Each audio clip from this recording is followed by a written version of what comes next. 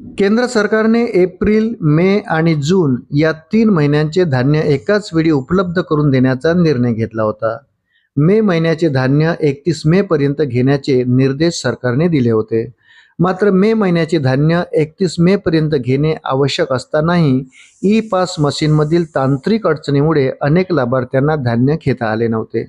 तसेच जूनचे धान्य अनेक दुकानात पोहोचले नसल्याने ग्राहक व दुकानदारामध्ये वाद होत धान्य घेण्यासाठी रेशन दुकानावर येणाऱ्या लाभार्थ्यांची गैरसोय होत आहे. राज्य सरकारच्या अन्न, नागरी पुरवठा व ग्राहक संरक्षण विभागातर्फे जिल्हा पुरवठा अधिकारी, अन्नधान्य वितरण अधिकारी, शिधावाटप उपनियंत्रकांना काळजी घेण्याचे निर्देश देण्यात आले आहेत. ई पासद्वारे होणारे वितरण लाभार्थ्यांना रेशनवरील धान्य घेण्यासाठी 15 जून नंतर मुदतवाढ दिल्याने ई पास मशीनद्वारे लाभार्थ्यांना अन्नधान्याचे वितरण पूर्ण करून कोणताही लाभार्थी अन्नधान्यापासून वंचित राहणार नाही.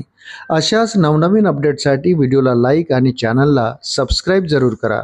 धन्यवाद.